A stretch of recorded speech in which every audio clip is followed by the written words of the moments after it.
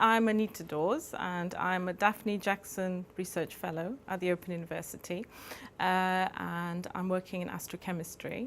Daphne Jackson fellowships are very useful fellowships for people who've had a career break for whatever reason, whether it's to start a family or whether they're looking after an elderly parent.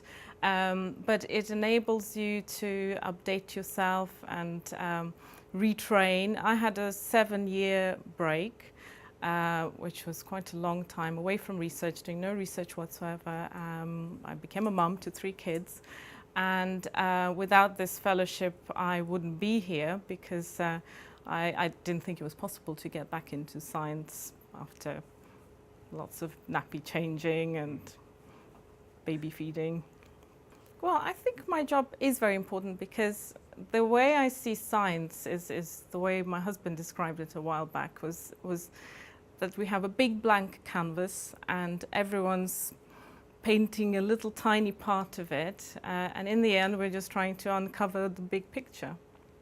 Well, I've been in the position I'm in now for the past 3 years, working part-time, but because I had a 7-year break, and then I was working for 3 years before that, so quite a while, I suppose, but take the 7 years out, I suppose about 6 years or so. Before I started this job, I was a full-time mum. I had 3 children. My typical working day usually starts off very hectic, because I have to get 3 kids out of bed with the help of my husband, and I can't get up without a cup of tea. and yes, it's all chaos and madness until we all get out of the house, the school run, and then I sit at my desk and I think, oh, I can think now. And yeah, and then I go to the lab, or I sit at my desk and do sciencey things. And one of the things that I do now, because I work part-time, which is a little bit frustrating, is I do a lot of clock watching. So I'm always keeping an eye out for when I have to dash out again to pick the kids up.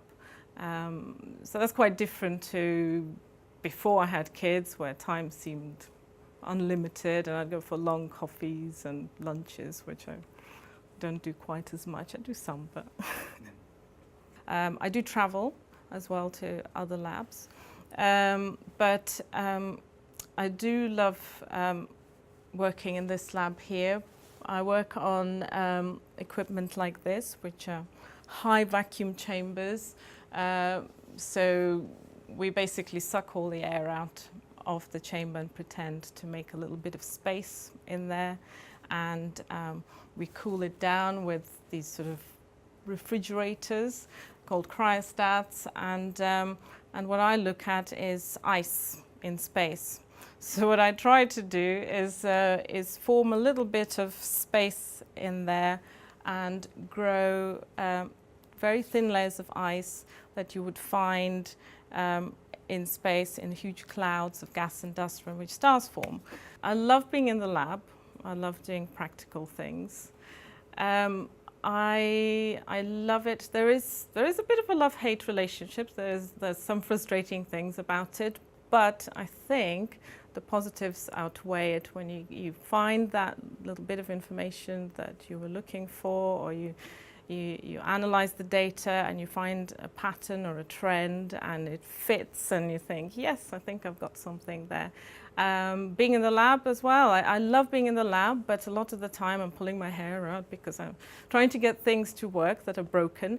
But when you do get them to work and you get the results, you get the data, it's extremely satisfying. For me at the moment, the trickiest thing is the life-work balance, because I'm a mum and I have kids and I love them to bits, and I love being with my family, and I love the job that I do. I feel torn a lot of the time, because I might be at home thinking, oh, I have to finish that paper, or I might be at work thinking, oh, have I finished my Christmas shopping? When I got my PhD, when I did my doctorate, that was probably the most amazing feeling that I can remember, because you spend 3 years of your life researching this tiny bit of research that only you know about, and it's only towards the end that you realize that you're the expert in it, even though you're terrified of the examiners and think that you don't know anything at the time. But I think that was probably the most rewarding thing that I could think of.